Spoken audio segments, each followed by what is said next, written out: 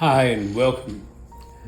My Masterclass series is designed to provide short, informative presentations which can help restaurants prosper by saving them money and boosting their sales. There's been a lot of recent coverage in the press about cost increases, creating a cost of living crisis for many families. Today in my Masterclass, I'm going to share some ideas about how to deal with those cost increases. I guess I'm not alone in my growing awareness of the level of increase in restaurant prices in the last year, but this is not the only route to dealing with increased costs. Recent research from UK Hospitality reveals that in the industry, 55% of operations are concerned about the impact of government policy on inflation generally, and specifically 25% are concerned with future cost inflation.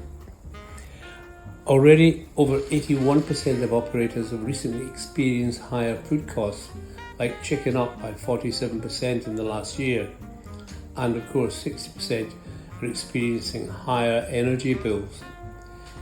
The bottom line is that 84% of operators will pass costs on to customers, and the average price increase is likely to be around 10%, more than double the rate of general inflation.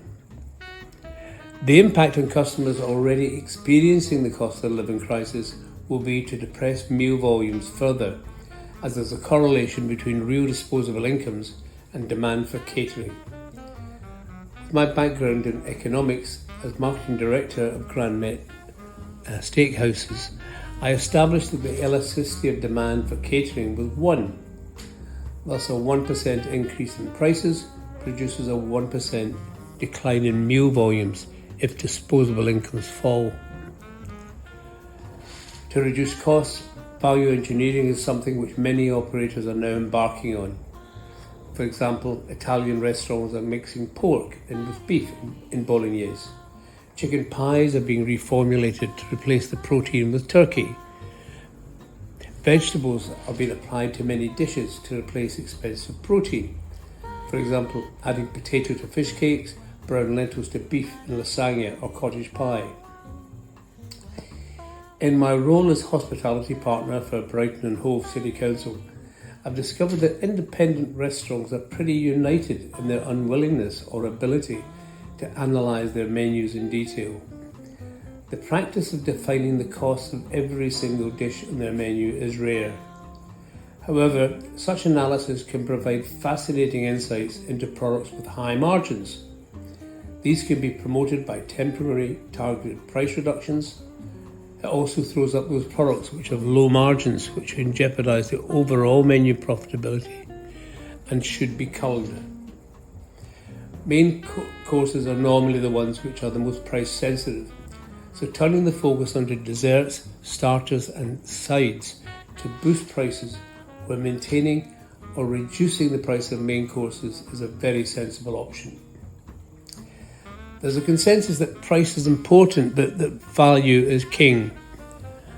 A focus on value means improving the overall dining experience by enhancing service levels and the aesthetics of the restaurant.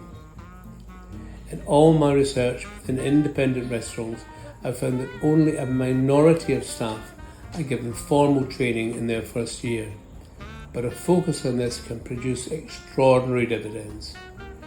This doesn't call for major investment, just an hour or so every week to role-play menu presentation, checking back for quality, complaints handling, and so on.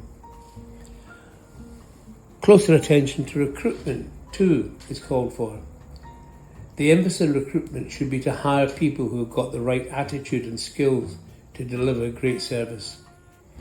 As Sir John Timson says, hire character, train skills. So recruitment should focus on bringing in people who have a natural inclination to provide great service. In America, the chicken chain, Chicken Filet, went as far as putting posters up in their windows saying, "If you have a servant's mentality, join us, we're hiring." A little extreme perhaps, but it makes the point very clearly. One of the key roles of training is to boost self-confidence and self-esteem, as this greatly enhances the server-customer interface and makes for a very happy dining experience. My book, Making Service Magic, focuses on this and provides 10 modules to develop those two skills. Now over 30,000 people in retail and catering have gone through those 10 modules. As a further step, operators should consider integrating service into their brand promise. So, for example, Green King's Hickory Smokehouse brand promises a welcome that gives guests a home-from-home experience. That's in addition to their claim about cooking over real wood fires. Building a service promise into your brand is a brilliant way of distinguishing yourself from competition.